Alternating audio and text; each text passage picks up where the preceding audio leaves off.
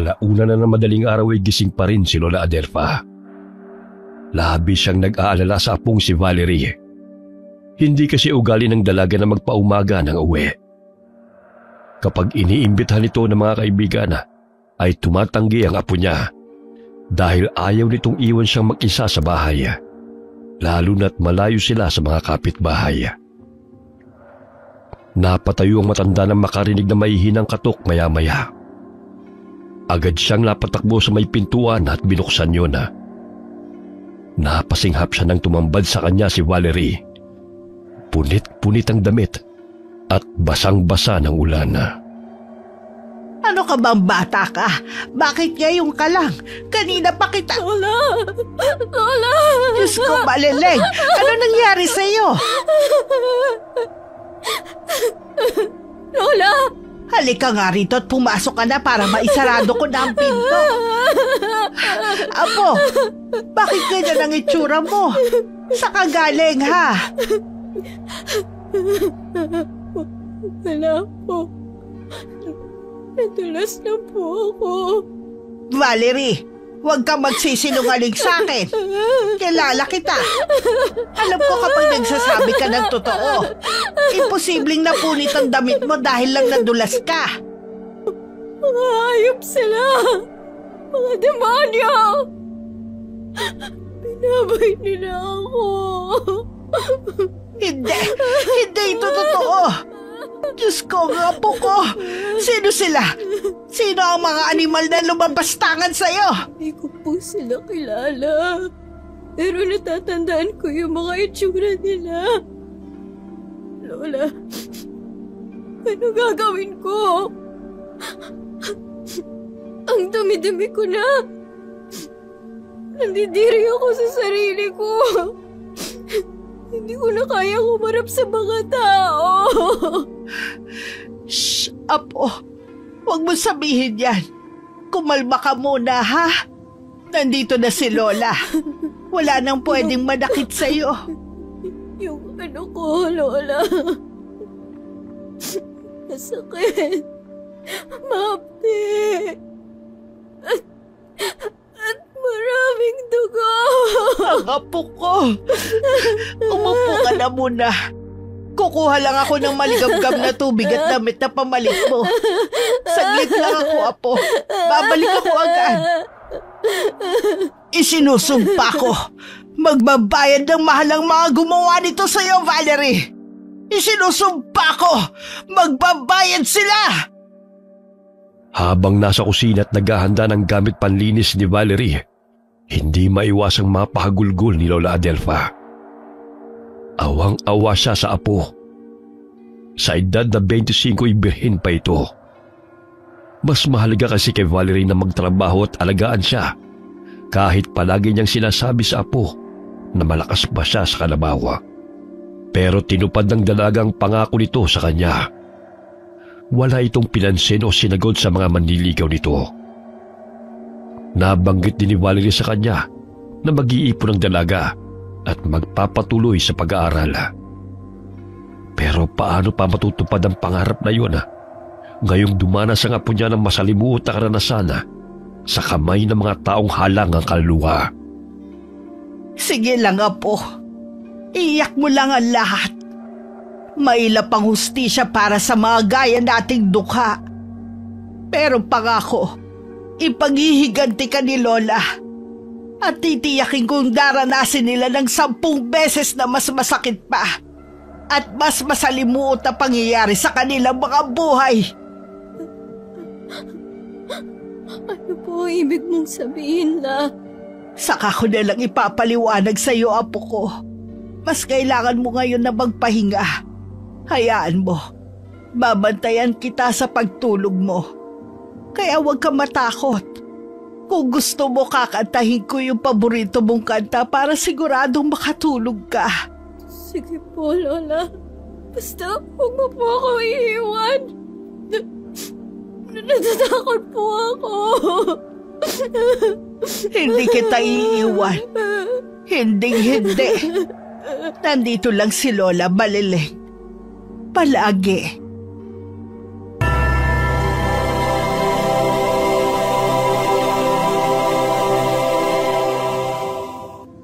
Lunes ng umaga, masayang kumakain sina Joko, Marvin at Resty sa paborito nilang karinderya, ang Angelina's Eatery. Nagulat sila dahil sa kakaibang lasa ng mga putahe roon. Tita Angie, nag-iba po yata ang timpla ng mga luto nyo. Habang tumatagal, pasarap ng pasarap ang mga luto ni Aling Lumen. Nako, ilang araw nang wala si Lumen, Joko. Bago na ang cook namin. Masarap ba ang luto niya? Buti naman at di ako nagkamali sa pagkuha sa kanya. Sino po yung bago nyong tagaluto? Thunders na rin po gaya ni Aling Lumen? Kasi mukhang sanay na. Ang sarap ng mga putahe nyo for today's video, Tita Angie.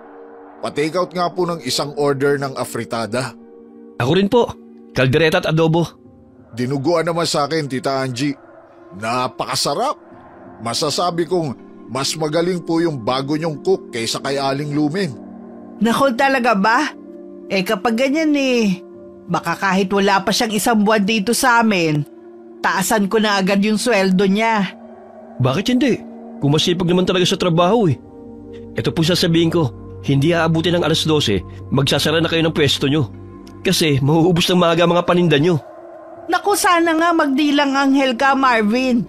Para makabawi naman kami mag-asawa ng tulog. Naku, kahit magpustahan pa po kaming 3. Ano mga pre, G? Magkano ipupusta nyo? Ako 1,000. Wow naman, pre. Parang siguradong-sigurado ka talaga sa hula mo Pero tita, kailan po pala namin makikilala at makikita yung bagong cook ng Angelinas? Oo nga pala. Bukas andito na siya. Tutulungan ako sa pagsaserve dahil may pasok na sa eskwela yung mga dalaga ko. Talaga po? Naks naman, aagahan namin lalo bukas. Mas masarap pag mainit yung mga pagkain. Sabi niyo yan Dadagdagan ko ang order ng mga karneng lulutuin bukas. Opo, Tita Angie. Baka nga sarado pa kayo, nakapila na kami dito sa labas. Di ba mga pre? Oo nga. Basta wag pong mawawala yung dinuguan. Kasi bukas po yun naman ang titikman ko at iti-take out. O sige, sasabihin ko kay Valerie na masarap pa ng luto bukas sa lahat ng putahe. Valerie? Ang ganda ng pangalan, tita maganda rin kaya ang muka? Kayo talaga. Bukas malalaman nyo na rin ang sagot kapag nakita nyo na siya. Ito na nga pala yung mga take out nyo. Pakilis na lang po ulit dito kay Boss Joko. Siya na pong bahala magbayad mamaya. Salamat, Tita Angie. Salamat din sa inyo Bukas ulit. Nagpaalam si Valerie sa lola niya na mag-i-stay in sa bagong trabaho.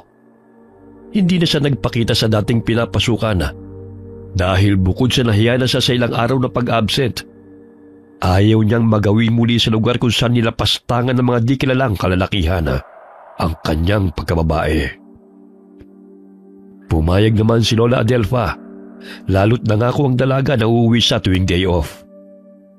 1 beses lang yon sa 1 linggo, pero ayos na rin sa kanya dahil kahit papano may oras siya para bisitahin at dalhan ng suplay ang pinakamamahal na abuela.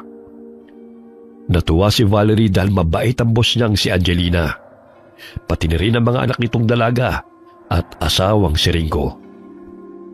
Ineng, ayos lang ba sa'yo kung dito ka sa pwesto matutulog? Para sana makapamili ka na habang wala pa kami. Nasa kabilang building lang naman ang bilihan ng mga prutas at gulay Dito naman sa gusali natin ang mga isda, karne at kakanin. Pati yung pwesto ng suki nating grocery at bigasan. Alam mo na, malayo ang lugar namin sa bukid pa. Kahit umalis kami dun ng 1:00 ng madaling araw 4:00 na kami makakarating dito sa tindahan. Nako, ayos lang po. Mas okay nga yun para pagdating nyo, nakaready na po lahat. Maagang magbukas yung mga suki nating magkakarne at maaga po sila umorder ng kape. Kaya nga, Ineng. Naku, mabuti na lang talaga at dalaga ka pa. Si Alin Lumen kasi may asawa at may mga apo na. Kaya hindi pwedeng stay in. At hindi rin namin maobliga na pumasok ng sobrang aga. Tsaka mabuti na lang Sa edad mong yan, sanay ka na sa mga gawaing bahay. Tapos masarap ka rin magluto. Iyon po ba? Bata pa lang po kasi ako, tinuruan ako ni Lola. Mas maigi raw po na marunong ang babae sa mga gawaing bahay. Ang galing naman pala ng lola mo. Halata nga na maayos ang pagpapalaki niya sa'yo eh. Nasaan nga pala ang mga magulang mo? Sabi po ni Lola, bata pa lang po ako, nasa poder niya ako. Naaksidente raw kasi sa gubat ang mga magulang ko. Isang gabi po na malakas ang bagyo. Tapos, para hindi niya laging maalala yon, lumipat po kami ng lugar. Doon na nga po sa tinitirhan namin ngayon. Nagsimula lang sa maliit na kubo hanggang sa mapalaki ni Lola. Nung medyo malakas pa po siya, nagtitinda siya ng dinuguan at mga ihaw-ihaw kaya po siya nakaipon. Doon din galing yung pinangtustos niya sa pag-aaral ko hanggang high school. Kaya naman pala napakasarap mong magluto lalo na ng dinuguan. Namana mo pala sa lola mo. Salamat po. Tsaka salamat po talaga dahil tinanggap niyo ako agad dito sa karinderya niyo, Tita Angie. Magaan ang loob ko sa'yo. Pati ng mga anak ko. Mas masaya nga sana kung dun ka sa bahay uuwi eh. Para makapag-banding kayo ng mas madalas. Kaso po, mas priority natin tong negosyo niyo. Di bali po, siguradong magkakaroon din po kami ng oras para makapag-bonding. Aba oo, kapag may okasyon, hindi pwedeng hindi ka sasama sa bahay ha. Pwede mo rin isama ang lola mo. Talaga po? Naku, sana gumaling na agad si Lola. Hindi po mahilig yung dumayo kung saan-saan. Pero pag sa inyo, siguro naman po ayos lang sa kanya. May sakit ang lola mo, Valerie? Hindi mo nabanggit nung nakaraan ah. Opo. Nakalimutan kong sabihin. Ayoko nga muna sanang magsimula sa trabaho pero mapilit si Lola. Ayos lang naman daw po siya sa bahay. Nako, kawawa naman pala siya. Di bale, mabilis lang naman ang mga araw eh. Sa day off mo, bumili ka na rin ng gamot bukod sa pagkain at grocery. Ibibigay ko na yung pang-1 buwan na sweldo mo. At padadalhan ko rin ng mga prutas ang lola mo. Talaga po? Naku, maraming salamat po. Hulog kayo ng langit sa amin ni Lola. Huwag mong isipin yun, Valerie. Mas blessing ka sa amin, no? Sa negosyo namin. Ikaw ang lucky charm ng Angelina's Eatery. O sige na, mauna na kami ha. May meeting pa kami sa school ng mga anak ko mamaya eh. Maaga namang pumapasok yung dishwasher natin. Kaya focus ka lang bukas sa pagluluto ha. Mag-iingat ka rito. Opo, kayo rin Tita Angie. Ingat kayo sa biyahe. Nang makalis sa mag-asawa, ay napabuntong hininga si Valerie. Inilibot niya ang tingin sa paligid. Kumpleto na mga gamit niya roon. May salamin, mga pangangailangan sa araw-araw at mga pagkain. Binilhan din siya ng mga amo ng kutsyon, kumot at unan. Yun ang unang gabi na doon siya matutulog dahil noong mga unang linggo ng dalaga sa trabaho ay umuwi pa siya sa bahay nila ni Lola Adelfa. Hindi na naman kagad dinalaw ng antok si Valerie ng gabing yun. Nakakaramdam man ng pamamahay ay tinisyo ng dalaga. Hindi siya sanay na hindi katabi sa higaan ng kanyang Lola Adelfa. Pero ano ba naman ang kaunting sakripisyo para sa katuparan ng mga plano niya? Naalala niya ang huling pag-uusap nila ng kanyang abuela bago siya bumalik sa pinapasukang karinderya. Apo, sigurado ka ba na kaya mo na magtrabaho? Nag-aalala ako sa'yo. Opo, Lola. Kaya ko na po ulit. Lalo't nakita ko sila. Ang mga hayop na nagnakaw sa kainosentehan ko. Suki po sila sa karinderya ng mga amo ko. Totoo ba? Abay, napakaliit pala talaga ng mundo. Tama kayo lang. Hindi ko rin po akalaing ganun kabilis ko sila mahahanap. Kating-kati na po akong gumanti. Pero hindi ko alam paano ko gagawin. Apo ko, ipaubaya mo na lang sa akin ang bagay na yan. Hindi po, Lola. Ako ang maniningil sa mga animal na yon. Pero kakailanganin ko po ang tulong niyo. Paano, Apo? Sabihin mo kung paano kita matutulungan, Balelay. Alam ko po kung bakit tayo lumipat ng tirahan. Narinig ko sa mga kapitbahay natin sa dati nating tirahan na may lahi raw po tayong aswang. At yun ang kinamatay ng mga magulang ko. Kaya rin halos walang may gustong makipaglaro sa akin nun. Hindi po ba? Tama sila. Valerie. Huwag na po kayong maglihim sa akin. Matagal ko na rin namang alam. Pero nanahimik lang po ako. Ang totoo, umiyak po ako noon. Kasi hindi pala tayo normal. Kasi kailangan nating umiwas sa mga tao para di tayo husgahan at katakutan. Pero ngayon, natutuwa po ako. At gusto kong hilingin sa inyo. Gisingin niyo na ang dugong aswang ko. Apo, alam mo bang isa sa mga dahilan kung bakit tayo lumipat ng lugar para makapamuhay ka ng normal at payapa. Ayoko matulad ang kapalaran mo sa mga magulang mo. Sa akin. Pero wala po tayong magagawa kung talagang yun ang nasa guhit ng aking palad. Lalo't hinihingi na po ng pagkakataon. Huwag kang padalos-dalos, Valerie. Pag-isipan mo munang mabuti.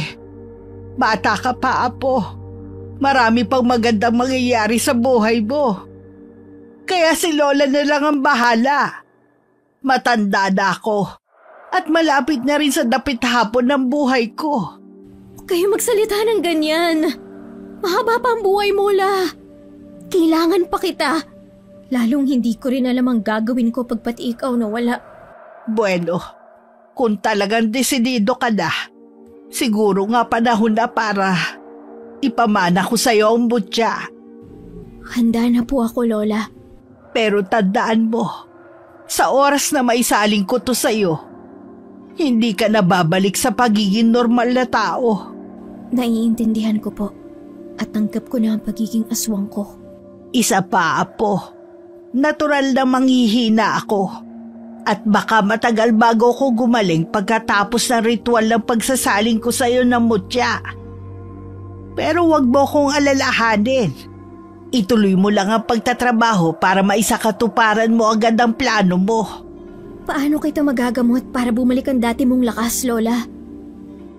Dugo, Apo. Dalhan mo ko ng sariwang dugo tuwing uuwi ka rito. Samahan mo na rin ng sariwang karne kung maaari. Atay at laman loob ng hayop o tao. Ganong mga pagkain na rin ba ang hahanap-hanapin ko? Depende, Apo. Pero hanggat kaya mong pigilan ng sarili mo, gawin mo. Mahirap kung malalaman sa trabaho mo ang tunay nating pagkatao. Huwag kayong mag-alala. Mag-iingat po ako. Para sa inyo at sa mga binabala ko. Kung talagang handa ka na, halika na at simulan na natin ang pagsasalin. Sige po, Lola. Sabihin niyo lang kung ano mga dapat kong gawin. Labag ito sa kalooban ko. Pero para makamit mo ang hustisya, hindi ako tutupad sa pangako ko sa sarili at sa mga magulang mo. At naganap na nga ang pagsasali ng mutya kay Valerie ng gabing yun. Pagkatapos ng ritual ay nanghina ang matanda. Inalalayan nito ng dalaga upang makahiga ng maayos sa papag. Matapos kumutan ng abuela at siguraduhin maayos na ang pwesto nito, lumabas si Valerie upang maghanap ng pagkain. Kailangang maibsan ang kakaibang pagkagutom at pagkauhaw niyang nararamdaman. Yun ang unang gabi niya bilang aswang at dugot laman ng isang buntis na baka ang kanyang naging hapunan. Pagbalik niya sa bahay nila, mahimbing na ang tulog ni Lola Adelfa. Bago tuluyang sumikat ang araw, nagbalik na siya sa dating anyo bilang isang magandang dalaga. Ngunit pagkatapos niyon, bigla namang nagsalimbayan sa isip niya ang mga alaala ng gabing nilapastangan siya. Ang bangungot na dinanas niya sa kamay ng mga lalaking inakala niyang nakainom lamang ng una, pero mga lango pala sa droga.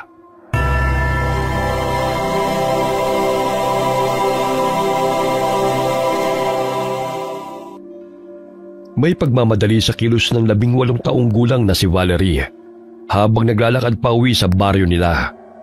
Malayo kasi ang uuwian niya mula sa babaan ng jeep. Nagtatrabaho ang dalaga sa isang grocery store sa bayan. High school lamang ang natapos niya dahil hindi na siya kayang paaralin ng kanyang lola Adelfa na siyang tanging kasama niya sa buhay. May ilang tricycle pang nakapila sa kantong binabaan niya. Kaya lamang ay kailangang magtipid ni Valerie. Halos eksakto lamang sa araw-araw nilang pangangailangan ang kinikita niya. Kung minsan nga'y kulang pa dahil sa mahal na mga bilihin. Nang nasa parting masukol na ng daan si Valerie, ay kinabahan siya ng may matanaw na kalalakihan. Nagkakantahan ng mga ito at mukhang masayang masaya. Palibhas ay laki sa lola at maagang namulat sa hirap ng buhay.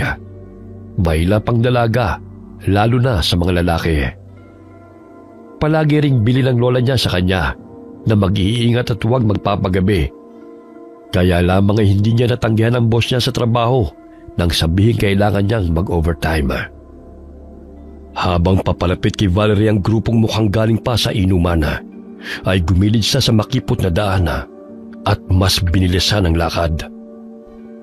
Ngunit bago pa siya tuluyang makalampas sa mga ito, ay napansin siya ng isa sa 3 lalaki at hinawakan siya sa braso. Napapitlag ang dalaga at dahil sa pagkabigla ay nasampal niya ang humawak sa kanya na ikinagulat ng mga ito. Pasensya na po, Mama. Nabigla lang ako kaya ko yun nagawa. Okay lang, miss. Masakit yung sampal mo Buti na lang maganda ka. Di ba mga pre? Pinasadahan siya nito ng tingin at biglang ngumisi. Noon lamang din napansin ni Valerie na mapupula ang mga mata ng mga lalaking nasa harapan niya. Ang iba'y tinititigan siya mula ulo hanggang paa. Maganda si Valerie. Kahit sa simpleng suit na blouse at kupasing maong pants, ay litaw na litaw ang magandang hubog ng katawan niya. Nakadagdag din sa kanyang kagandahan ang pagiging tisay na naman na niya sa kanyang namayapang ina. Tsaka maputi at napakakinis. Anong masasabi mo, Boss Joko? Panalo nga talaga mga bata. Jackpot! Halika na, miss. Sumama ka na sa amin. Ha? Saan po? Saan pa? Eh di sa langit. Sorry po pero hinihintay na ako ng lola ko. Sandali lang, Miss Beautiful. Masyado ka namang suplado Saglit lang naman tayo. Ay, natatakot ka ba sa amin? Gaganda lalaki namin 3. Lalo na tong bossing namin. Binata yan at malakas ang tuhod. Ayoko po! Paraanin niyo na lang ako, please! Kailangan ko na talaga umuwi! Yes, boss! Easy ka lang, baby girl. Hindi ka naman namin sasaktan. Paliligayahin lang. Wag! Para niyo ng awa! Tulong! Ang ayoko sa lahat, pakipot at maingay. Di ka madala sa santong dasalan, ha? Wes, sa santong paspasan na lang. Mga bata, busalan yan at dalhin doon sa talahiban. Bilisan nyo na bago pa may makakita sa atin. Yes, boss? Sumang-ayon ang dalawa sa lalaking sa tingin niya ang pinakamatanda sa grupo. Nagtawanan ng mga ito na may kasamang sipol at kumislap ang mga mata sa pagkasabik. Nagpanting naman ang tenga ni Valerie at akmang sasampalin muli ang lalaki. Pero sa pagkakataong yun ay nasalo nito ang kamay niya at sa isang iglap, namalay na lamang ng dalagang pinagtutulungan na siyang buhatin ng mga ito papunta sa masukal na damuhan. Saka pa lamang niya napagtanto kung anong panganib ang naghihintay sa kanya. Nagpapalag si Valerie at nagmamakaawa sa mga ito. Ngunit kahit napaos na sa kasisigaw, ay tila mga bingi ang tatlong lalaki. Baka sa matinding pagkasabik sa mga muka, sa kagandahang nakalatag sa kanilang harapan. Tila mga hayop na hayok ang itsura ng mga ito ng gabing yun. At muntik pang mag-away kung sinong maunang gumawa sa kanya ng kababuyan. Sa huli nagkasundo rin ang pinakamatandang mauna. At pagkatapos ay sumunod naman ang dalawang magpasasa sa murang katawan ng walang kalaban-labang dalaga. Ilang beses siyang pinagsamantalahan ng mga ito bago tuluyang iniwan na parang basura sa damuhan. Bumuhos ang malakas na ulan, kasabay ng pagluluksa ng dalaga sa bagay na matagal niyang iningatan. Ni sa hinagap ay hindi niya naisip na gano'n ang kanyang magiging kapalaran. Tahimik silang namumuhay ng kanyang lola. Wala naman silang inaapakang ibang tao. Kaya naitanong niya sa Diyos kung bakit siya pa. Kung bakit sa kanya pa nangyari ang ganong kalapastanganan. Pinunasan niya ang mukhang hilam sa luha. Ang kaninang malungkot na mga mata ay biglang nanlisik sa galit habang inaalala mga mukha ng mga taong nagnakaw sa kanyang dangal. Sisiguraduhin kong hindi niyo rin makakalimutan ang mga ipaparanas ko sa inyo, mga hayop kayo. Ibabalik ko ng 10 beses ang sakit at kababuyang pinaranas niyo sa akin!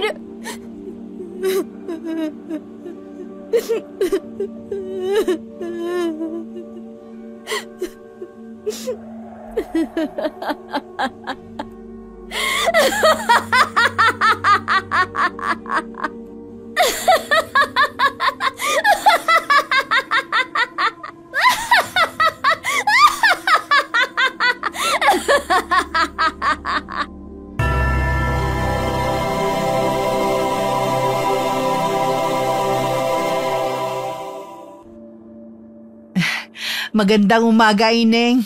Kumusta ang tulog mo dito kagabi? Ayos naman po. Buti maaga kayo ngayon, Tita Angie. Oo nga sinuwerte. Nakakuha agad kami ng tricycle sa may highway. Tapos hindi pa traffic. Ito na ba yung mga niluto mo? Ang bilis Opo. Mas maaga kasi akong nagising kanina kesa kahapon. Tapos saktong maaga na nagbukas yung mga pwesto ng gulay sa kabilang building. Si Junjun pa, nag-volunteer na siya na lang daw yung magde-deliver ng mga kape habang wala pang huhugasang mga plato. Naku, napakaswerte naman namin sa inyo. Pareho kayong maaasahan. Oo nga pala, pasuyo ako, Valerie, ha? Kapag tapos ka na magluto ng para sa almusal, tulungan mo muna akong mag-serve. Nandito naman si Ringo Wala kasi yung dalawang dalaga ko. Alam mo naman, pag madaling araw hanggang umaga, dagsa ang tao. Lalo't Huwebes ngayon, may tiyangge. Sige po, walang problema. Malapit na rin namang maluto tong munggo at dinuguan. Ay naku, maraming nag-aabang dyan. Lalo na yung mga suki kong binata. Yung dun sa kinukuhanan natin ng karne. Sige na. Maiwan muna kita dyan, ha? Sunod ka na lang dun sa akin mamaya. Opo, tita. Lihim na napangiti si Valerie nang halos hindi magkamayaw ang mga customer nila, partikular na mga kalalakihan. Bukod sa talagang masasarap ang mga nakahaing putahe, ay lahat nagnanais na makasilay sa bagong cook ng Angelina's Eatery. Tila ba sila na batubalani sa kagandahan ni Valerie? Mas naging pabor sa dalaga ang paglabas mula sa kusina at tulungan sa pagsiserve ang among babae. Nang makita siya ng mga customer, ay daig pa ng mga ito ang nakakita ng artista. Wala na ang bakas ng dating Valerie na mainhin at simple. Kaya sigurado siyang hindi siya mamumukhaan ng 3 lalaking hinahanting niya. Ang bagong Valerie ay mukhang palabana at kita ang magandang hubog ng katawan kahit sa suot na blouse at pantalong maong. Kasama yun sa plano niya upang mas mapabilis mahulog sa bitag niya ang mga taong may malaking atraso sa kanya. Magkahalong gulat at sayang naging reaksyon ni na Angelina at Ringo. 9:00 pa lamang ng umaga ay halos ubos na ang paninda nila. Sinabihan si Valerie ng among babae na magluto ulit ng second batch ng silog meals, kaldereta, tapa, apritada, tinola, Bicol Express at 3 klase ng gulay. Walang karekla-reklamong sinunod naman yon ng dalaga. Grabe, Ineng. Nakita mo ba yun? Pati second batch na niluto mo naubos. Iba ka talaga, Valerie. Sana ganito araw-araw para mas maaga akong makapagpahinga. Naku, sana nga po. Nakakapagod pero masaya naman. Hindi natin namamalayan yung oras. Yun nga ang isa pang kagandahan dito. Hindi ka maiinip. Nakakapagod nga lang. Oo nga pala, maiwan ko muna kayo. Babayaran ko lang yung grocery at mga utang natin sa karne. Okay lang ba na ikaw na muna dito sa mga niluluto nating panimula bukas? Opo, kaya ko na, tita. 3 putahe lang naman to. Pag natapos ako sa pagluluto, tutulungan ko si Junjun sa pagliligpit ng mga gamit dito sa tindahan. Salamat, Ineng, ha? At pasensya na kung hindi tayo matulungan ni Ringo pag mga ganitong oras. Kailangan niya kasing umuna ng uwi para magdala ng pagkain sa mga anak namin. Kayo talaga. Huwag niyo na pong isipin yun. Kayang-kaya naman namin ni Junjun.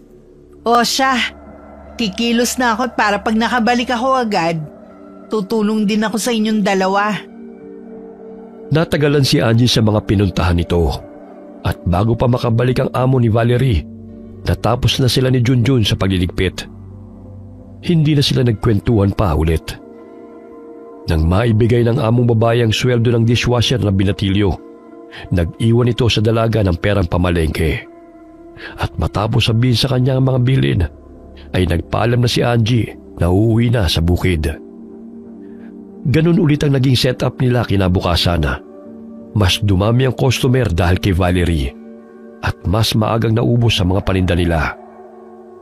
Dahil panatag naman si Angie na maaasahan at mapagkakatiwala ng mga tauhan nito sa karinderya, maaga itong nagpaalam na maagang uuwi dahil may darating daw silang bisita, mga kamag-anak ni Ringo na galing sa Maynila. Nang masigurong ayos na ang lahat, inabot ni Valerie kay Junjun ang sahod nito na iniwan sa kanya ng among babae. Akmang isasarado na ng dalaga ang karinderya nang biglang bumalik ang binatilyo at may inabot na bungkus ng bulaklak sa kanya. Nagulat pa siya dahil lang tatanungin niya si Junjun kung kanino galing yun, ay bigla na itong tumakbo paalis. Ano kaya nangyari doon at bigla na lang umalis? Tsaka, kanino kaya galing tong bulaklak? Resty? Tama? Oo, buti naman at tanda mong pangalan ko. Oo. Kasi kailangan lalo't itinoka na rin sa akin ni Tita Angie ang paglilista at paniningil. Bukod pa sa pagluluto at pagsaserve dito sa karinderya. May dagdag sahod naman siguro. Wala pa siyang nabanggit. Pero ayos lang din naman kung wala. Isasara mo na ba tong pwesto nyo? Oo, para makapagpahinga na rin ako. Ikaw, bakit nandito ka pa? Kanina pa sarado yung pwesto niyo Nakauwi na ako. Kailangan ko kasing maligo at magbihis para hindi naman nakakahiyang umarap sa'yo. Ha? Anong ibig mo sabihin? Sa akin galing ang mga bulaklak na yan, Valerie. Bakit mo ako binigyan ng bulaklak? Dahil gusto kita at liligawan kita kahit tumanggi ka pa. Paano kung may asawa na pala ako? Alam kong wala pa. Sigurado ako dahil nakapagtanong na ako kay Tita Angie tungkol sa'yo. Nako, sorry Resty ha. Pero trabaho yung dahilan kung bakit ako nandito. Hindi para magpaligaw. Hayaan mo lang ako, Val. Pag nakilala mo ako ng lubusan, sigurado ako, magugustuhan mo rin ako. Ikaw ang bahala. Basta ako, Ayaw kitang paasahin. Kaya tinapat na kita hanggat maaga pa. Hindi pa rin ako susuko, lalo't malinis naman ang intensyon ko sa'yo. Tinamaan talaga ako ng pana ni Cupido eh. Naku, baka gutom lang yan, Resty. Hindi ah, seryoso talaga ako. Oo nga pala. Kung wala kang gagawin sa Lunes, baka pwede kitang yayain sa bahay. Birthday ko kasi. Happy birthday na agad. Day off ko yun. Kaya lang, uuwi kasi ako. Dadalawin ko si Lola. Saglit lang naman, Val. Pagkatapos, ihahatid kita sa inyo. Para makilala ko na rin yung lola mo. Hindi ko pa yan masasagot sa ngayon, Resty. Okay lang. Next week pa naman yun. Mahaba pa ang oras para mapag-isipan mo.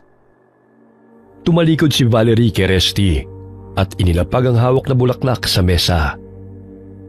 Doon lihim siyang napangisi. Mukhang umaayon lahat sa plano niya. Sa halip na itaboy na ang lalaki, biglang nagbago ang isip niya. Resty? Nagmamadali ka ba? Ibig ko sabihin, aalis ka na? Baka may lakad ka pa. Wala at hindi rin ako nagmamadali, Valerie. Bakit? Wala naman. Nakalimutan ko palang mag-thank you. Na-appreciate ko tong flowers kahit di ikaw yung nag-abot sa akin. Ang gaganda at ang bango. Talaga? Okay lang ba kung araw-araw kitang bigyan ng bulaklak? Tsaka sa susunod, ako na mismo yung mag-aabot sa'yo. Kung di naman abala sa'yo, okay lang naman sa akin. Oo nga pala, parang nakakangalay tumayo, no? Upo kaya muna tayo. Mamaya na lang ako magsasara nitong pwesto. Sigurado ka ba? Baka inaantok ka na. Mas kailangan mong magpahinga lalo't maaga ka na namang gigising bukas. Ano ka ba? Okay nga lang. Ayaw mo ba akong kausap? Nahihiya ka lang siguro magsabi na gusto mo nang umalis. Naku, di ah. Sabi ko nga eh. Upo na tayo, Val. Nilapitan ni Valerie si Resty habang may matamis na ngiting nakapaskil sa kanyang labi. Hindi naman ito makapaniwala ng tabihan niya sa upuan. Patay mali siyang idinikit ng dalaga ang braso sa binata. Alam niyang nasisilip na nito ang mapuputi niyang dibdib dahil mababa ang neckline na suot niyang bestida. Pinayagan naman siya ni Angie na isuot ang mga damit na komportable siya. Kapag nasa duty siya, natatakpan naman ang apron ng mahubog niyang katawan. Napansin niyang umiwas si Resty at pasimpleng lumayo sa kanya. Natawa sa isip si Valerie na mapagtantong naiilang sa inasta niya ang lalaki. Kung hindi niya lang alam na isa ito sa mga bumaboy sa kanya noon, baka maniwala siyang magino ito. Masaya silang nagkwentuhan at hindi na nila halos na malaya ng oras. Ringid sa kaalaman ng dalawa, isang oras na rin nagmamasid sa kanila si Joko. Bumalik din ito sa karinderya at may dala ring bulaklak at mga regalo. Pero naunahan pala ito ng tauhang si Resty. Type din ng lalaki si Valerie. Unang kita pa lang ni Joko sa dalaga ay nabatubalani na ito sa taglay na ganda at alindog ng bagong tindera ng Angelina's Eatery. At hindi ito makakapayag na maunahang mapasagot ni Resty si Valerie. Itinapo ni Joko mga dala sa nakitang basurahan bago lumapit sa dalawa. Miss, bukas pa pala kayo. Sakto pala. Pa-take out ako ng dinuguan. Meron pa ba? Boss Joko? Oh, Resty. Bakit parang nakakita ka ng multo? Tsaka bakit ka nandito? Kanina ka pa nakauwi ah. Teka, huwag mo sabihing pinopormahan mo tong magandang tindera / tagaluto ni Tita Angie. Boss, kasi... Dinuguan ba ka mo? Oo, meron pa. May nagpatira kanina kaso nalimutan yata, di na binalikan. Mga 4 na order pa naman yun. Wow, parang sinadya. Ibig sabihin, parang nakatadhanang nalimutan ng customer para sa akin na lang talaga mapunta. Oo nga. Teka, ilang order ba bibilihin mo, boss? Lahat na yon, Miss Beautiful. Tsaka, wag mo na akong suklian. Deserve mo ng tip. Kasi bukod sa mabait ka sa customer at masarap magluto, napakasipag mo pa. Diba, Resty? Oo, boss. Sama ka sa bahay. May ipapakita ako sa'yo. Saka mo na lang ulit digahan ito si Valerie. Maawa ka naman sa tao. Kailangan din niya ng pahinga. Sabi ko nga, Boss Joko, magpapaalam na talaga ako dapat sa kanya kanina bago ka dumating. Talaga ba? Buti naman. Ito na yung order mo, Boss Joko. Salamat ah. Akala ko masasayang tong dinuguan. Di na kasi binibenta ni Tita Angie kapag di bagong luto. Kung nalaman nila agad kanina na di na babalik yung customer, naiuwi sana nila to sa bukid. Tsaka maaga rin silang umalis kanina. Salamat din, Valerie. Buti na lang talaga at bukas pa kayo. Nagustuhan din kasi sa bahay itong special dinuguan mo. Naglilihi pa yung ate ko, kaya bumalik talaga ako dito para mag-take out. Talaga ba? Naku, dapat ko palang sarapan lalo yung timpla sa mga susunod na araw. Okay na okay yung ganitong luto mo, Val. Lahat ng putahin nyo dito, masasarap. Laging babalik-balikan talaga kapag natikman. Oo na. Bola na yan bata eh. Tara na nga. Para makapagpahinga na si Valerie. Sige, alis na kami. Pasensya na sa pang-aabala sa'yo nitong mokong na to ah. Naku, wala yun. Nag-enjoy naman din ako sa kwentuhan namin kanina. Ingat ka dito, Valerie. And see you tomorrow. Salamat. Kayo rin, ingat kayo. At Resty, salamat uli sa bulaklak. Walang anuman, Val. Basta ikaw. Alis na kami, ha? Talagang magpapakyut ka pa, bata. Halika na nga.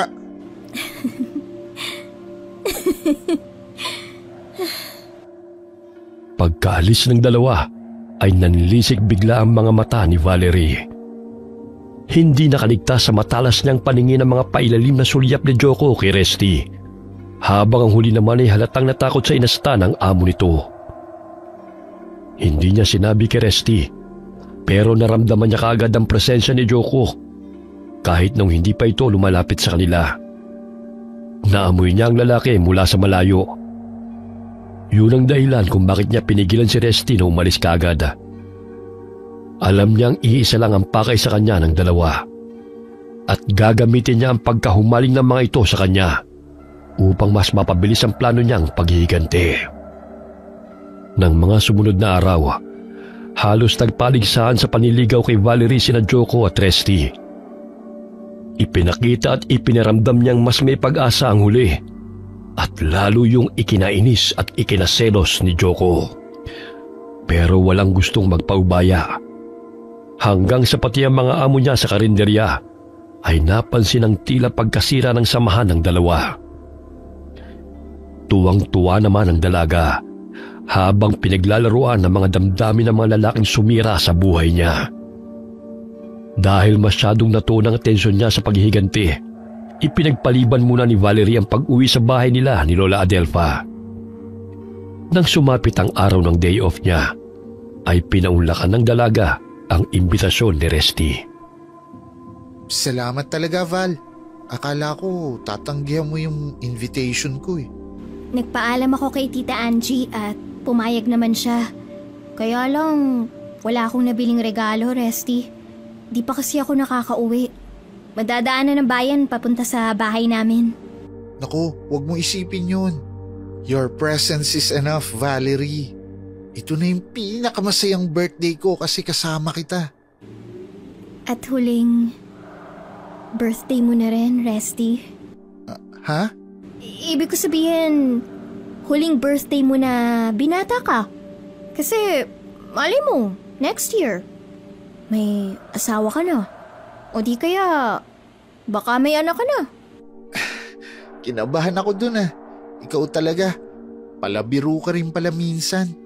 Paano kung di pala ako nagbibiro?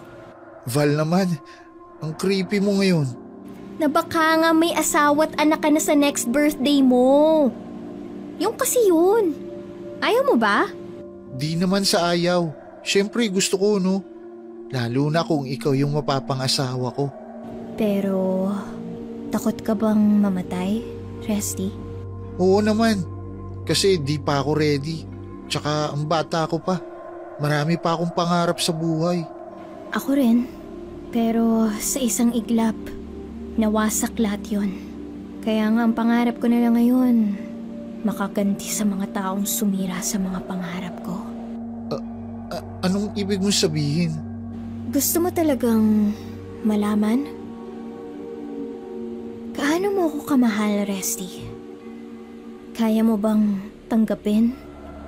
Pati ang nakaraan ko? Oo naman. Kahit ano pa yon, Val. Sobrang mahal na mahal kita. Tsaka, seryoso talaga ako sa'yo. Kaya nga kahit tinanggal ako ni Boss Joko sa trabaho, itinuloy ko pa rin yung panliligaw ko sa'yo. Tinanggal ka niya? Kailan pa? Oo, pero okay lang. Marami pa namang ibang pwedeng pasukan. Halika na. Paalam na tayo sa pamilya ko para maihatid na kita sa inyo. Excited na akong makilala ang lola mo. Hindi maiwasang humanga ni Valerie kay Resty dahil sa mga ipinakita nito sa kanya.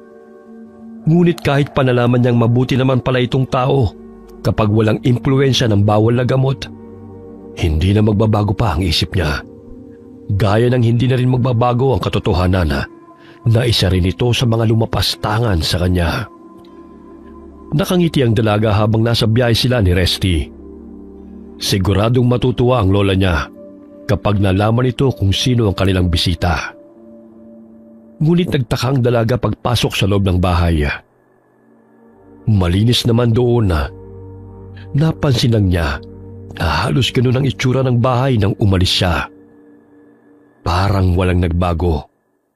Napakatahimik din. Naisip na lang niya na baka maagang nagpahinga ang kanyang lola Adelfa. Nagpaalam siya kay Resty na iiwan muna ito sa salas para puntahan sa kwarto nila ang abuela. Ngunit hindi inaasahan ni Valerie ang tanawing tumambad sa kanya. Nakahiga sa papag si Lola Adelfa. Nakadilat ang mga mata nito. Ngunit hindi na humihinga ang matanda. Lola! Lola! Ano nangyari sa'yo? Bakit ganito? Ang lamig ng mga kamay mo at naaglas na ang katawan mo. Lola Adelfa! Dahil sa matinding emosyon, hindi napigilan ni Valerie ang mapasigaw. Narinig naman ni Resty mula sa salas ang ingay na nagmula sa kwarto nila, kaya agad itong tumakbo para silipin ang dalaga. Ngunit natigilan ito. Gimbal na gimbal sa nakita. Agad na rumihistro ang matinding takot sa mukha nito pagkakita sa matandang nilalangaw na. Nanilisik naman ang mga mata ni Valerie at marahas na nilingon ng lalaki. Dahil doon, lalong natakot si Resty. Akmang tatakbo ito paalis, ngunit mabilis itong dinaluhong ng noon ay unti-unti nang nagpapalit anyo na si Valerie. Umalingaw-ngaw sa katahimikan ng gabi ang malakas na sigaw ng binata. Ngunit dahil malayo sa mga kapitbahay ang tahanan ng maglola, walang nakaalam sa mga nangyari. Habang pinagmamasdan niya ang wala ng buhay na katawan ng manliligaw, naalala ni Valerie ang bili noon sa kanya ni Lola Adelfa. Sariwang dugo at laman loob ng tao o hayop. Kaagad niyang inipon sa isang lalagyan ng dugo ng lalaki at dinukot ang atay nito, puso at laman loob. Pagkatapos ay dinala niya yun kay Lola Adelfa. Labis na namangha ang dalaga dahil matapos niya itong patakan ng sariwang dugo sa bibig ay biglang suminghap ang matanda. Senyales na buhay pa ito. Sinamantala niya ang pagkakataon nang mapainom ni Valerie sa abuela ang lahat ng dugo ni Resty. Isinubo niya naman dito ang puso ng binata na pumipintig-pintig pa. Maya-maya pa, tila asong ulul si Lola Adelfa Nang mabilis nitong hilahin sa kanya ang hawak niyang atay at laman loob, sa kanya ito nilantakan na. Sarap na sarap ang matanda sa sariwang pagkain. Natataka man si Valerie, pinigilan niya ang sarili. Hindi pa siya maaaring tumikim ng karne ng tao dahil hindi pa tapos ang plano niyang paghihiganti. Sige lang, La. Magpakabusog ka at magpalakas ulit. Sayang nga lang, hindi mo siya nakilala. Mabait sana siya. Maginoo at pakiramdam ko, mahal niya na talaga ako. Pero walang kahit sino at kahit anong makakahadlang sa mga plano ko. Valerie, apo ko. Bakit ngayon ka lang umuwi? Pasensya na po. Marami kasing trabaho sa karinderya. Kailangan ko nga bumalik agad. Pero wag po kayong mag-alala.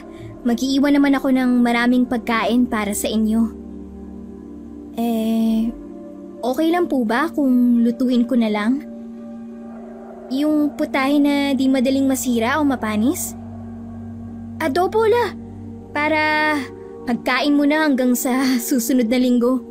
Kuha lang ako ng 1 kilong karne kasi may paglalaanan ako nun.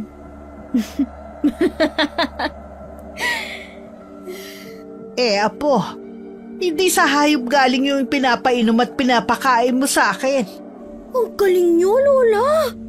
Hindi nga po sa hayop yun. Kay Resty. Isa ba siya sa mga...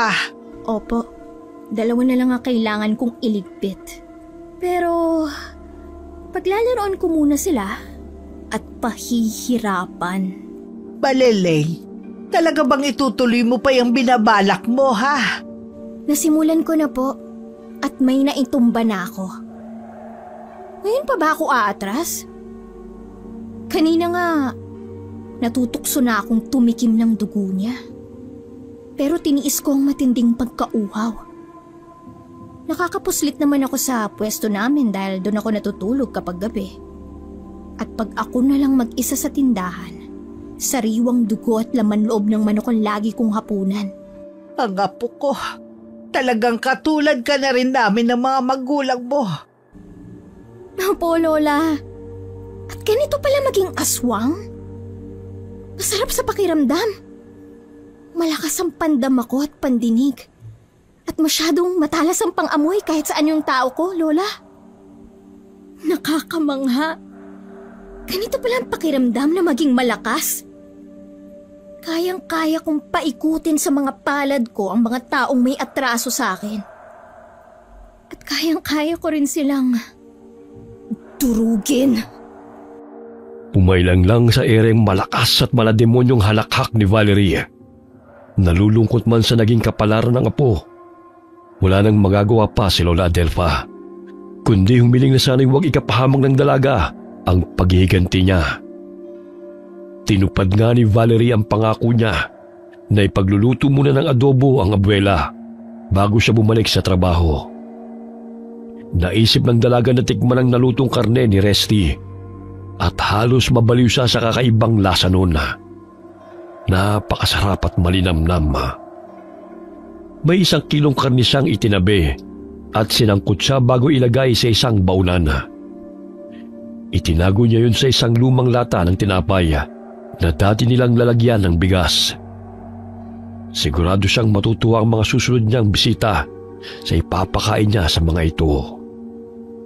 Nang masigurong maayos na ang lahat, nagpaalam na si Valerie kay Lola Adelfa. Kahit hating gabi na noon, ay hindi naman siya natatakot maglakad mag-isa sa kalsada. Wala na ring dumadaang sasakyan sa ganong oras. Malayo pa ang dalaga sa palengke, pero malapit na siya sa bayan. Nang may mamataan siyang parang taong nakatayo sa gilid ng daan, mukhang nag-aabang na masasakyan. At habang papalapit siya rito, ay unti-unting napangiti si Valerie nang malaman niyang babae pala yun. Isang babaeng may malaking tiyan. Tita Angie, pasensya na po. Tinanghali ako ng gising. Napuyat kasi ako sa pagbabantay kay Lola. Nagkasakit po siya nung wala ako. Oh, Valerie, nandito ka na pala. Naku, okay lang yon. Kasama ko naman ang mga dalaga ko eh. Sila na muna ang nagsaserve habang ako dito sa pagluluto. Kumusta na ang lola mo? Pinainom mo na ba ng gamot? Hindi yata kasi sanay na hindi kayo magkasama kaya ganon. Siguro nga po. Tsaka baka dala na rin ng katandaan. Oo nga po pala. Ano pa yung mga lulutuin, tita? Halos naluto ko na lahat ng pang-almusal. Maaga kasi kami kanina. Kami yata ang nauna ngayon dito sa palengke.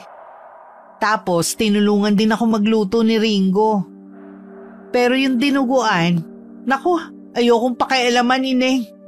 Specialty mo yun eh. Tsaka kabisado na ng mga customer natin ang timpla mo. Lalo na si Joko. Sige po, ako na pong bahala sa dinuguan. Tapos magluluto na ako ng mga para sa tanghalian na putahe. O siya, maiwan na muna kita ulit dito ha. Nakaredy na naman ang mga lulutuin eh. At kumpleto na rin ang mga sangkap na gagamitin. Sasaklolohan ko muna yung 2 kong dalaga. At baka natataranta na naman sa dami ng mga tao.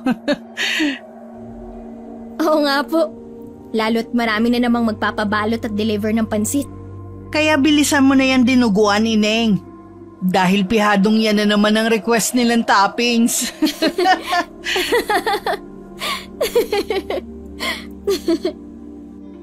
Samantala, sa pwesto ni na Joko, kausap ng lalaki ang isa pa nitong tauhan, si Marvin. Hindi siya nagsisising sinasanti niya ang traidor na si Resty. Mas mahusay namang matadero si Marvin kumpara sa dati niyang tauhan. Oh, ikaw na munang bahala dito ha. Kakain muna akong almusal kay na Valerie. Pagkabalik ko, ikaw naman ang kumain. Pero bilisan mo lang dahil maya-maya dagsana naman ang mamimili. Boss, may sasabihin pala ako.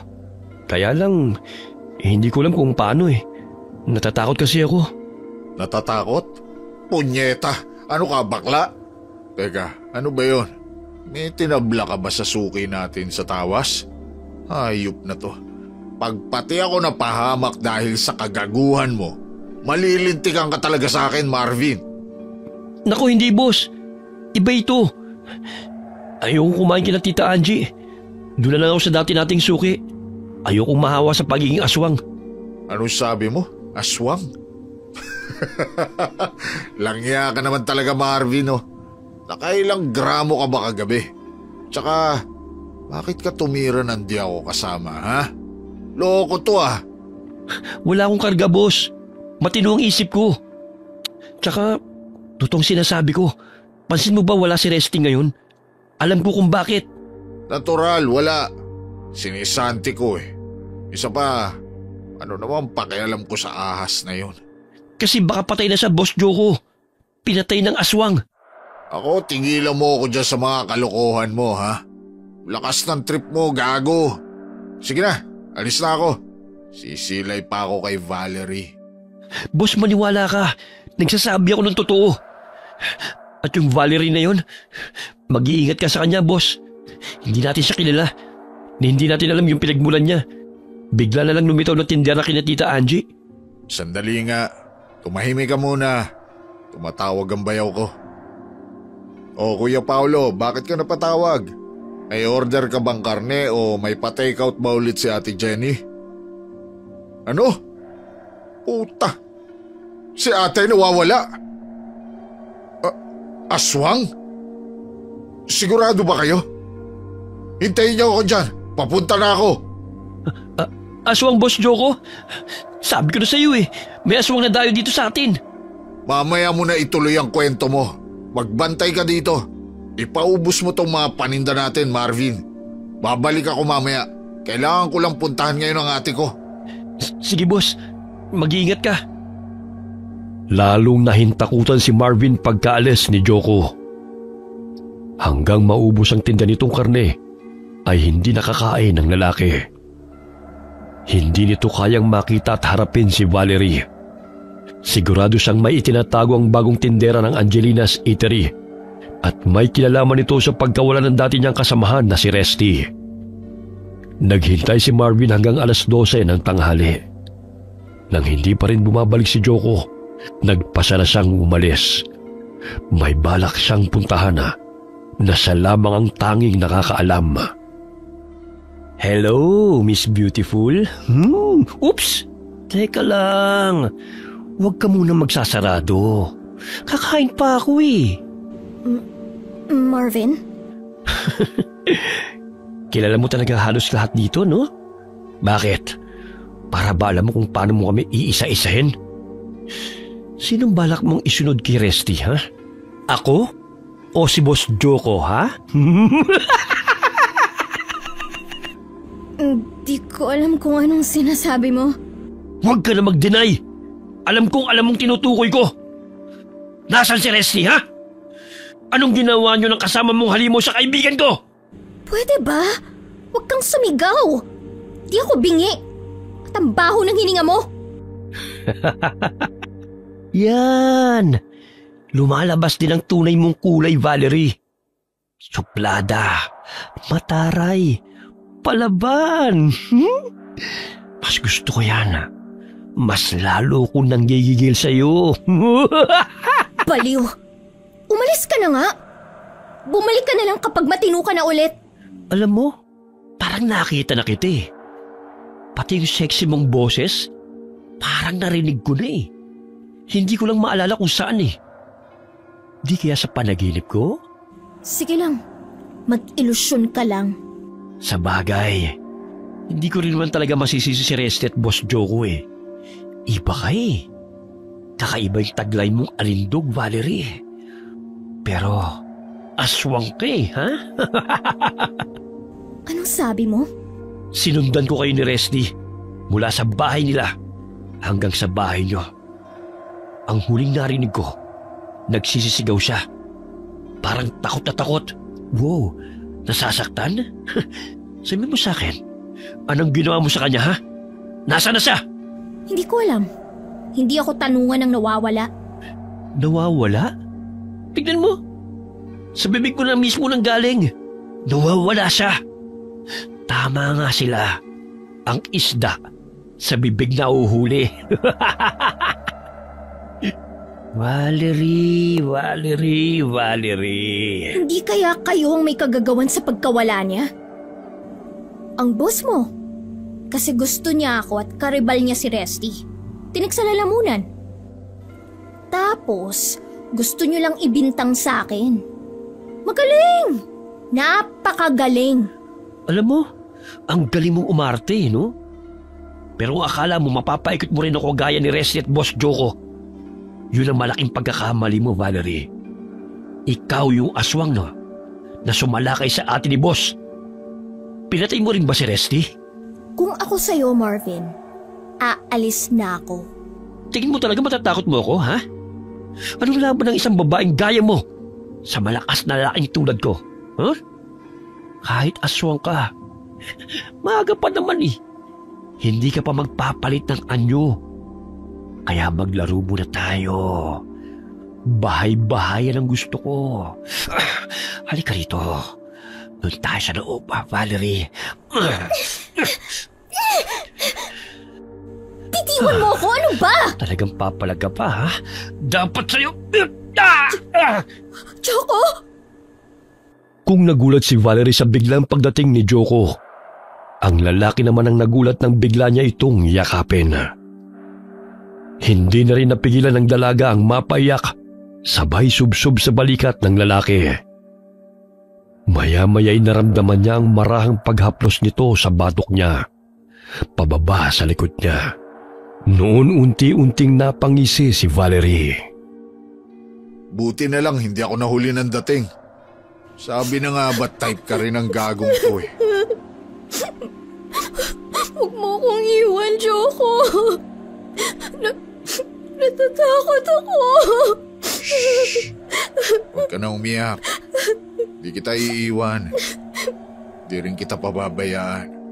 Basta magtiwala ka lang sa akin. Paano siya? nawalan yata ng malay. Di siya pwedeng magtagal dito, Joko. Pati ikaw. Baka may makakita sa inyo at makarating to sa mga amo ko. Mawawalan ako ng trabaho. Ako lang ang inaasahan ng lola ko. Lalo ngayon na may sakit pa siya. Huwag kang magpanik, okay? Ganito ang plano. Pero ang una, kailangan mo munang kumalma. Iuupo ko muna si Marvin dito sa labas. Yung hindi mapapansin na walang malay tao, sakaling may dumaan o magronda ng mga gwardya. Tapos isarado mo na tong tindahan. Anong gagawin natin pagkatapos? Tulungan mo ko, Val. Aalalayan natin si Marvin palabas papunta sa kotse ko. Tapos, okay lang ba kung doon muna tayo sa inyo? Pero, may pasok ako bukas. At ikaw din. Alam ko yun. Huwag kang mag-alala. Di tayo a-absent. Ihahatid kita dito mamaya. Kailangan lang na mailabas natin si Marvin. Pag inalalaya natin siya palabas, iisipin ng makakakita kung sakaling meron na lasing lang to. Sige. Sandali lang, isasarado ko lang tong tindahan. Sana walang makakita sa atin hanggang sa makapasok tayo sa kotse mo. Huwag ka masyadong mag-alala, okay? Akong bahala. Makakauwi tayo sa bahay nyo na di nagkakaaberya. Sumang-ayon na lang si Valerie kay Joko at sa naisip nitong plano. Ang hindi alam ng lalaki, pabor na pabor sa kanya ang ideya nito. Lihim na nagdiwang sa isip ang dalaga. Napakabilis lang ng mga pangyayari. Akala niya'y mahihirapan pa siya at matatagalan sa pagsasakatuparan ng mga susunod niyang hakbanga. Ngunit tadhana na mismo ang kumilos para sa kanya. Akalain niya bang sabay pa niyang mahuhuli sina Joko at Marvin at walang kahirap-hirap na madadala ang dalawa sa bahay nila. Joko? Oh, ano yun, Val? Wala ka bang naaalala sa lugar na to? Saan? Diyan sa kasukalan? Wala. Ano namang maaalala ko dyan? Wala naman. Baka lang napadaan ka na dito dati. Napakabihira naming madaanan ng parting to. Lalo't masukal, Valerie. Biro pa nga ng iba, baka dyan daw nagtatago yung sinasabi nilang aswang na gumagala ngayon. Aswang? Naniniwala ka sa ganun? Dati hindi, pero sa nangyari sa ate ko, mukhang totoo nga ang aswang. Kaya din kita pinuntahan sa pwesto nyo. Naalala ko kasing noong minsang nabanggit ni Tita Angie na doon ka raw natutulog. Baka pati ikaw, mabiktima ng punyetang aswang na yon. Bakit, Joko? Anong nangyari sa ate mo? Nawawala siya. Pero malakas ang kutob ng pamilya ko na aswang nga ang may kagagawa. O pwede ring si Resty. Ang gagong yun. Oo nga. Baka ngayon ko lang naisip. Posibleng dahil sa galit siya sa akin, pati si Ate Jenny na buntis, dinamay niya. Napakahayop niya talaga. Di mapagkakatiwalaan. Si Resty? Tingin mo magagawa niyang ganung bagay sa'yo? Ilang beses ko na rin siyang nakausap. Mabait naman siya eh. Nagpapanggap lang yon, Valerie. Siyempre, para mahuli ang loob mo. Pero yung pala, halangang kaluluwa. Umanda talaga siya sa akin pag nakita ko siya. Pagsisisihan niya na akong kinalaban niya. Pigil na pigil ni Valerie ang sariling mapahalakhak ng malakas dahil sa naging takbo ng usapan nila ni Joko. Mukhang wala nga itong maalala sa mga nangyari nung gabing ginahasa siya. Marahil dahil sa sobrang lango ang mga ito sa pinagbabawal na gamot. Hindi niya alam kung maaawa sa kasama. Galit na galit ito kay Resty sa pag-aakalang ang dating tauhan na nakadisgrasya sa atin itong buntis. Naisip ng dalaga na kung nagkataon pala na buhay pa ang binata, siguradong mag-aaway ang tatlo o magpapatayan. Natigil ang pagmumuni-muni niya nang mapansing malapit na sila sa bahay nila ng lola niya. Napuno ng pananabik ang puso ni Valerie. Hindi na siya makapaghintay na maisagawa ang mga susunod na hakbang sa plano niyang paghihiganti. Nang makapasok sila sa loob ng bahay, sinadya niyang sugatan sa braso si Joko gamit ang matatalas niyang kuko. Nagulat ang lalaki pero agad ding naniwala ng sabihin ng dalaga na hindi niya yun sinasadya. Sigurado siyang maaamoy ng abuela niya ang sariwang dugo ng kasama. At hindi nga siya nagkamali ng sapantaha. Dahil maya-maya lang, patakbong lumabas mula sa kwarto nila ang matandang aswang at mabilis na dinaluhong si Joko. Kinagat nito sa braso si Joko na labis na ikinagulat ng huli. Habang ang atensyon ng lalaki nakatuon kay Lola Adelfa, kumilos si Valerie para sa susunod na hakbang.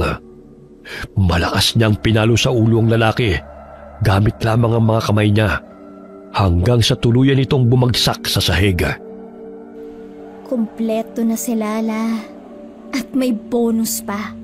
Tara na po sa kusina. Oras na para magluto. Si Lola Adelfa na nooy may tumutulo pang dugo sa bibig ay nakamasid lamang at sunod-sunuran sa apo. Nauna pa ito magtungo sa likod bahay para sindihan ang mga kahoy na nakasalansana na tila naghihintay na lamang ng pakukuluan. Si Valerie naman ay naging abala sa kusina sa pagtadtad ng mga bagong karne. Isang putahe lamang nasa isip niya na lulutuin para sa dalawa niyang espesyal na bisita. Ngunit gusto niyang ihahain sa hapag ay magkaibang bersyon ng luto nilang maglola. Ayan na po. Dahan-dahan lang ang halo ha. Hindi yung ginagawang parang nilaga. Dinuguan yan. May ritmo dapat. Parang sayaw. Sayaw po? Lola, baka masunog pa to kung sasayaw-sayaw ako rito. Ikaw talaga baleleng. Basta apo, kapag nagluluto ka, dapat malasahan mo yung timpla pag tinikman mo na. Hindi lang basta luto. Dapat mo ring isa puso. Yan na naman kayo, La. Puso! Gusto ko lang matutunan to kasi sabi ng mga taong bumibili noon ng paninda mo, ito raw ang pinakamasarap na dinuguan na natikman nila. Oo, apo. Yan ang luto kong hiling ng lolo mo na matikman bago siya binawian ng buhay. Dinuguan na may sili at taba ng baboy. Kaya sa bawat halo ko ng dugo, naaalala ko pa rin siya. Kaya pala parang may kakaibang amoy, La. Parang amoy ng alaala. Tama ka. Ngayon ilagay mo na yung bawang. Durog dapat hindi hinihiwa. Gumamit ka ng bote ng mantika. Kapag durog ang bawang, mas lumalabas ang lasa dahil sa katas. Parang tao. Parang tayo, apo. Kapag nadudurog, saka mo malalaman kung gaano katatag. Lola naman, oh. Ang lalim niyo talaga. Kahit bawang lang ang pinag-uusapan natin. Ganun talaga, apo. Ang pagluluto parang buhay. Kapag minamadali mo o pinili kung paano mabilis na aasenso, kahit pa may naaagrabyado kang tao, hindi mo malalasap ang sarap ng tunay na tagumpay. Ayan na po. Ilalagay ko na tong suka. Pero, ang tapang ng amoy. Huwag muna balele. At huwag mong hahaluin. Hayaan mo lang. Kapag hinalo mo agad mag-aamoy lansa yan. Naku, Lola! Dinuguan lang po ito, ha? Baka mamaya may hugot ka na naman po tungkol sa pag-ibig at pag-aasawa. Aba, lahat ng putahe may hahambing sa isang relasyon niyan, apo. Haluin mo habang inilalagay mo yung dugo. Dahan-dahan lang. Parang experiment po pala sa science, La. Tama yan. Pero tandaan mo, Kapag huminto ka sa paghalo, magbubuo-buo yan. Parang pag-aaral, apo. Kapag di mo pinursige, hindi mo maaabot ang mga pangarap mo sa buhay. Ang dami niyong alam, Lola. Dapat pala magturo ko sa mga bata dito sa atin tuwing Sabado ng umaga. Hindi na kaya ng tuhod ko yan. Kaya ikaw na ang magtuturo sa kanila balang araw.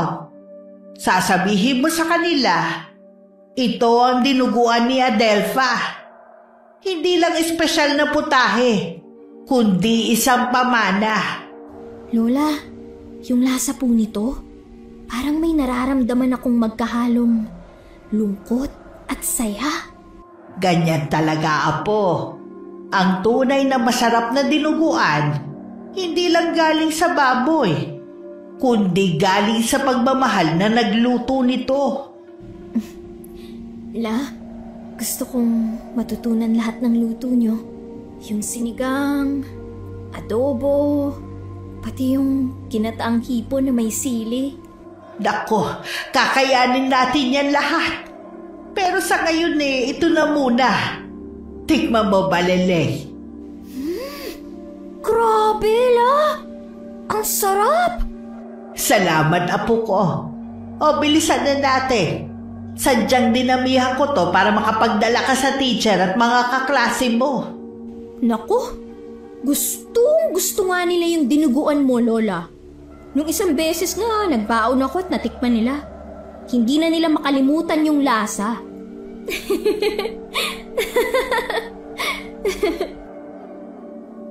Habang nagluluto sina Valerie at Lola Adelfa, ay biglang lumitaw sa balintataw ng dalaga ang isang malayong alaala. Ang panahon kung kailan siya tinuruang magluto ng abuela niya ng special recipe nito.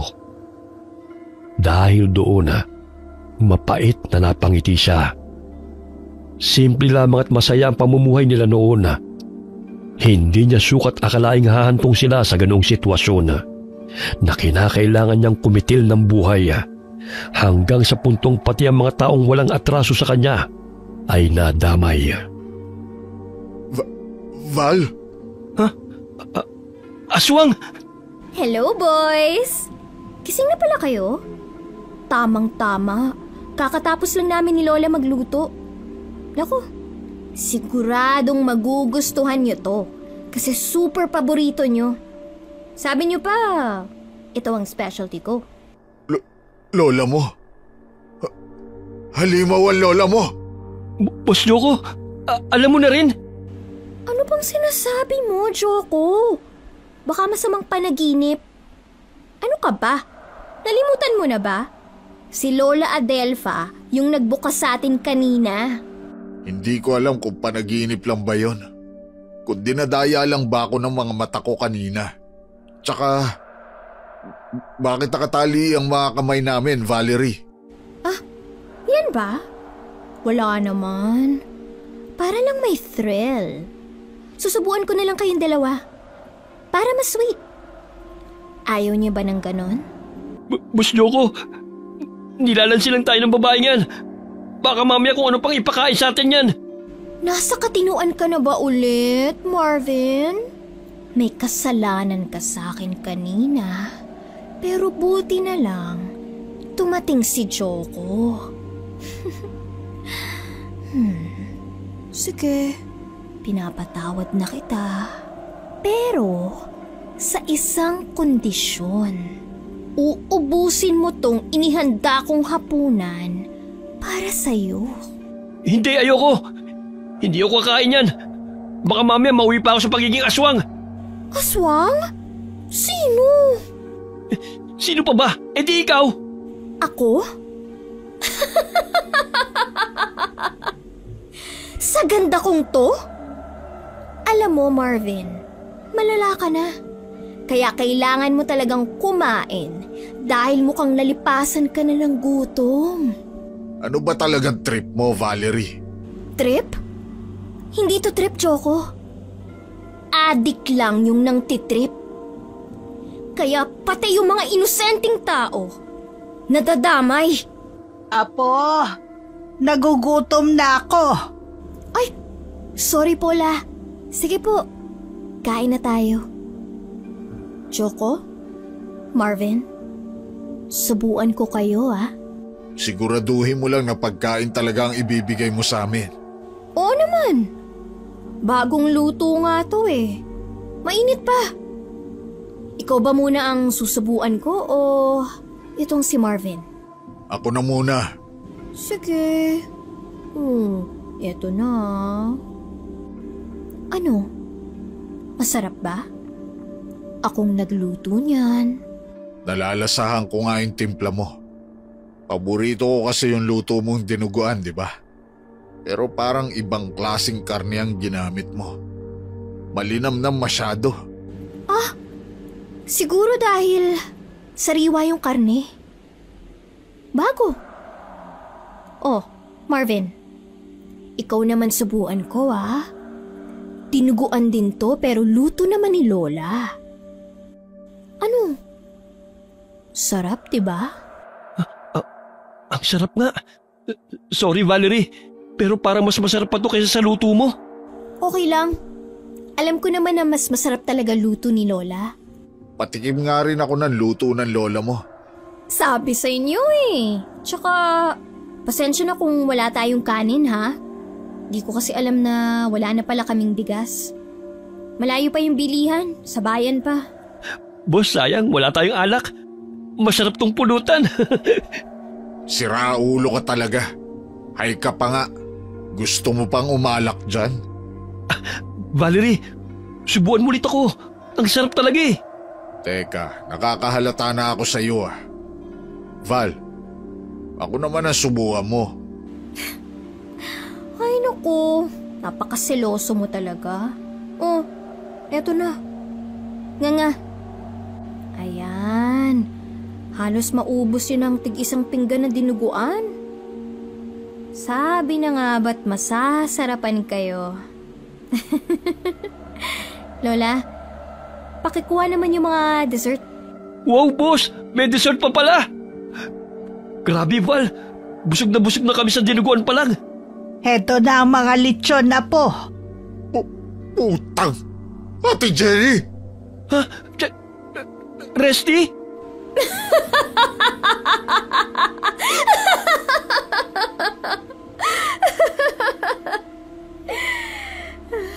Okay lang sa akin na subuan ko rin kayo ng lechon. Kaninong ulo tayo unang kukurot? Ikaw? Hayop ka! Anong ginawa mo sa ate ko at kay Resty? Ikaw kasi, boss eh. Ayaw maniwala sa akin eh. Sabi ko naman sa iyo eh. Huwag ka magtitiwala sa babaeng yan. Tayo nang isusunod niya, Boss Joko. Halimaw sila maglola. Mga aswang! Punyeta, Marvin! Pwede ba tumahimik ka? Para kang bakla kung matungal lang iyak dyan. Naalala mo yung tanong ko sa'yo kanina sa biyahe? Nung nasa tapat tayo ng masukal na parte? Doon sa lugar na yon, binaboy ako ng mga lalaking di ko kilala. Isang gabi, habang pauwi ako galing trabaho, 3 sila. Hindi ko kilala. Mga lasing sa droga.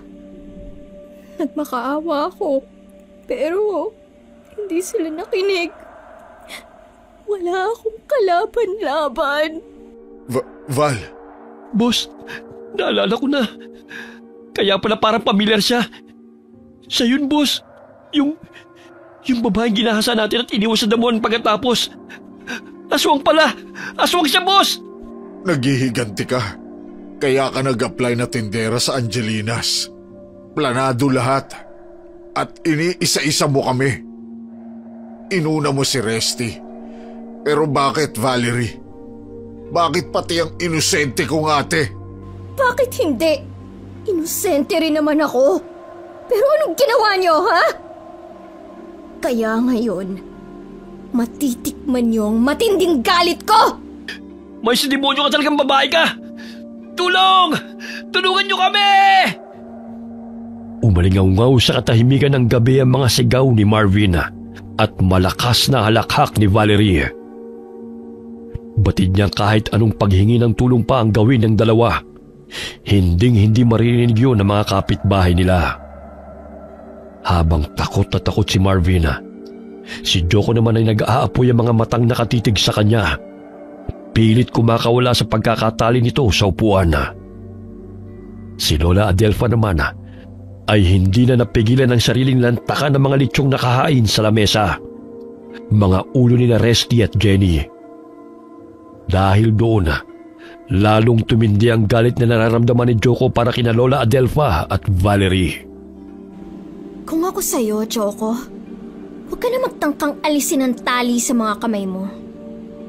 Hindi kayo makakatakas sa amin ni Lola. At hindi na kayo makakalabas pa ng buhay sa bahay na to. Hayop ka, Valerie! Halimaw! Kapag talaga nakalagko tong tali sa mga kamay ko, magtago na kayong maglola dahil totodasin ko kayo. Valerie, patawarin mo na ako. Nadamay lang naman ako eh. Si Boss, siya talaga yung mastermind sa paggagahasa namin sa'yo. Iisa lang ang likaw ng mga bituka nyo ni Resty, Marvin. Ahas ka rin. Traidor. Pag nakatakas ako dito, ikaw ang uunahin kung patayin gago ka. Nagsasabi lang naman ako ng totoo, Boss eh. Ayoko pang mamatay. Valerie, parang awa mo na. Pakawalan mo na ako. Promise, hindi ako magsusumbong sa mga pulis. Kahit kanino, huwag mo na akong papatayin.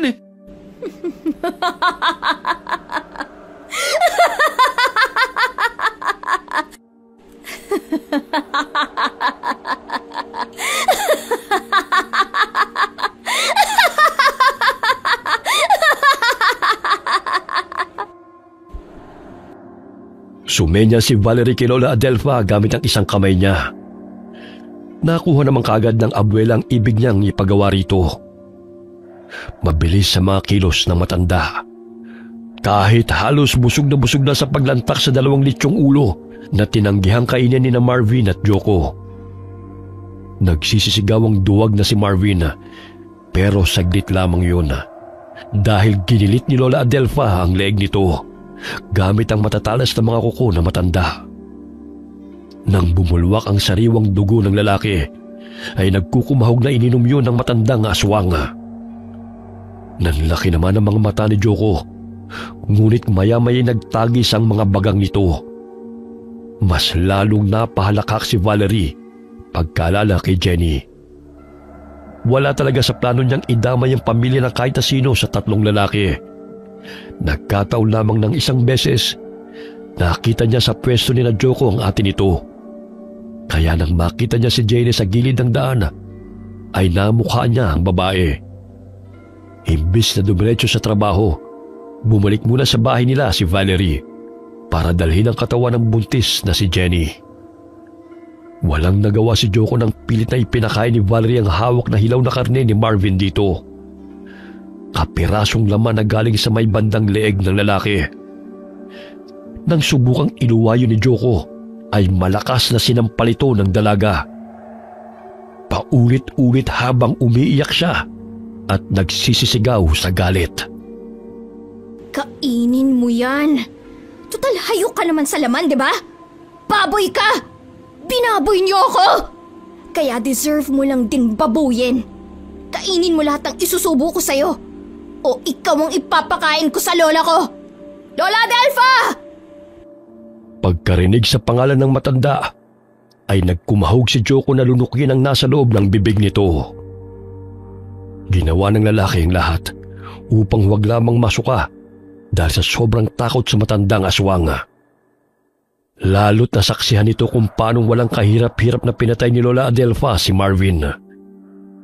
Pagsisihan man ito ang nagawa noon kay Valerie dahil sa sobrang pagkalasing sa droga ay huli na.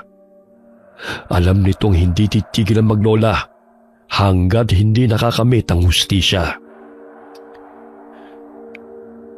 Napamahal na si Joko kay Valerie, pero malabong mapatawad ito ng dalaga. Napaluhanan ng tuluyan ng lalaki nang maalala ang kalunos-lunos na sinapit ng tauhang si Marvin. Alam ni Joko, walang ibang dapat sisihin sa nangyari kundi ang sarili dahil ito ang may pasimuno sa panggagahasa nila noon kay Valerie. Tumigil sa paghalakhak si Valerie at walang imik na naglakad palabas ng kusina. Nang bumalik ito at muli itong humarap kay Joko, ay tumambad sa lalaki ang isang sanggol sa lampe na karga ng dalaga.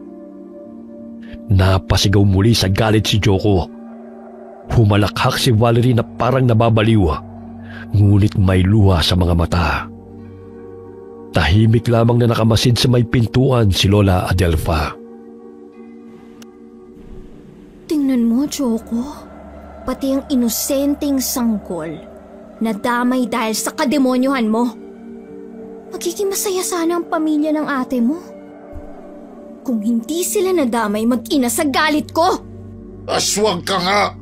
Halimaw! Hindi ka na naawa sa pamangkin ko, Valerie! Awa?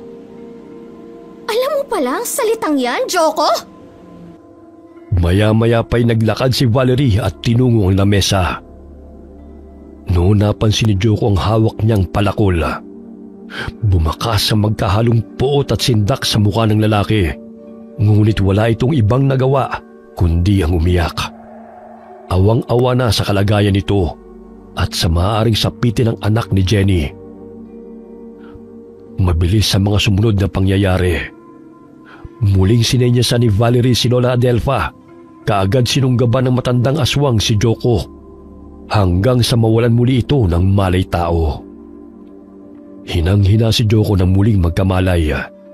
Ilang araw na siyang walang kain. Naramdaman ng lalaki ang unti-unting paglaki ng tiyan niya at ang mga bagay na gumagalaw sa loob noon. May mga pagkakataong napapasigaw siya sa sakit dahil parang hinahalukay ang tiyan niya. Alam ni Joko na hindi na rin siya magtatagal. Ngunit parang may iba pang planong gawin sa kanya si Valerie. Mukhang hindi pa tapos sa pagpapahirap sa kanya ang dalaga. Hindi na rin niya nalaman kung anong ginawa ng maglola sa kaawa-awang pamangkin niya. Sa kabila ng lahat ng mga nangyari, mas pinili pa rin niyang humingi ng tawad kay Valerie. Patawad, Val. Sana mapatawad mo ako. Kami, hindi namin sinasadya. Walang kapatawaran ang ginawa niyong paglapastangan sa akin.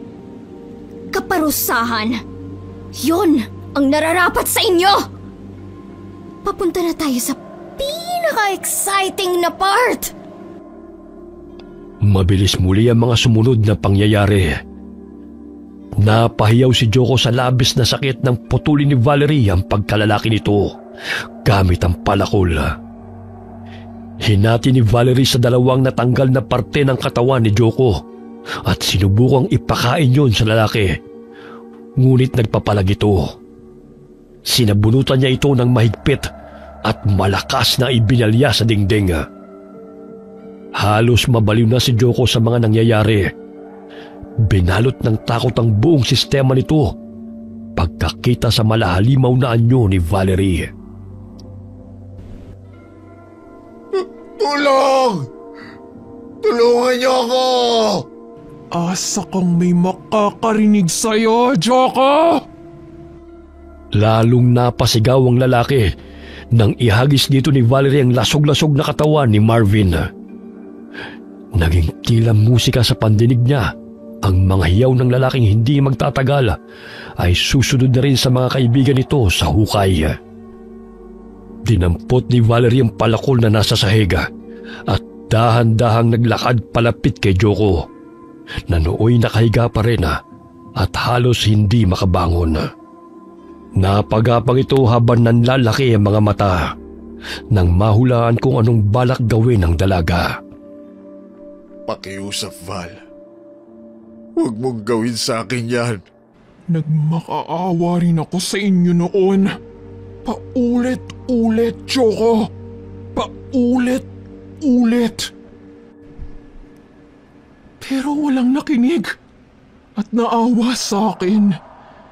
Ni isa sa inyong tatlo. Pinapoy niyo ko ng ulit. Val!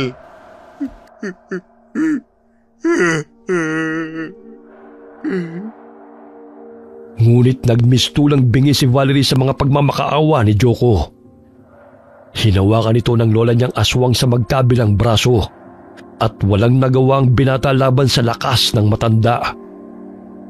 Umalingaw-ngaw muli ang sigaw ni Joko sa buong kabahayan nang walang kaabog-abog na pinutol ni Valerie ang mga braso nito at binti.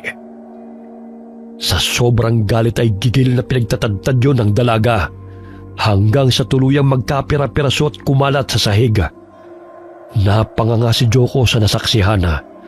Halos wala nang lumabas na boses sa lalamunan. Nang akmang papalakulin muli ni Valerie ang binata, ay mabilisang sinunggaban ni Lola Adelfa. Kinuha nito ang hawak niya at inihagis sa labas ng pinto. Gusto na sana niyang tapusin ang buhay ni Joko. Tatagpasin niya ang leg nito gamit ang palakol at pagkatapos ay tatadda rin ang katawan nito ng pinong-pino. Tama na, Apo. Nakaganti na tayo sa kanila. Huwag mo nang dungisan ng marumi nilang dugo ang mga kamay mo. Sapat nang pinahirapan mo sila, pinaglaruan at tinanggalan ng kaligayahan. Napailing si Valerie habang umiiyak. Nangako siya sa sariling walang makakalabas ng buhay sa pamamahay nila, sino man kina Joko at Marvin, at paninindigan niya yun. Kailangang mawala sila, Lola. Hindi na dapat hinahayaang mabuhay pa mga hayop na katulad nila. Mga demonyo! Mga walang puso at konsensya. Ayokong maulit pa sa ibang babae ang nangyari sa akin, La. Natigilan na maglola nang biglang sumigaw ng malakas si Joko. Nang lingunin nila ito ay nasindak sila sa nakita. Sumabog ang tiyan ng binata at nagsilabasan doon ng matatabang uod na tumama naman sa mukha at katawan ng wala ng buhay na si Marvin. Yun na ang tuluyang ikinasawi ni Joko. Hinayaan naman ni Valerie si Marvin na pagpiestahan ng mga uod. Tapos na, Apo. Tapos na rin ang misyon ko. Kapag nanghina ako muli, huwag mo na akong paiinumin ng sariwang dugo. Pagod na ako, Valerie. Gusto ko na magpahinga. Kung mapagbibigyan mo ko, ang huling kahilingan ko, ibaon mo sa ilalim ng lupa ang katawan ko. Sa sandaling tuluyan na akong malagutan ng hininga. Pagkatapos lumipat ka ulit ng tirahan. Magpakalayo-layo ka at magbagong buhay. Kasama siya. Lola! Mas nalaig pa rin ang kabutihan sa puso mo. Dahil ang sanggol na yan, hinayaan mo mabuhay, Baleleng. Lola ko! Lola Adelfa!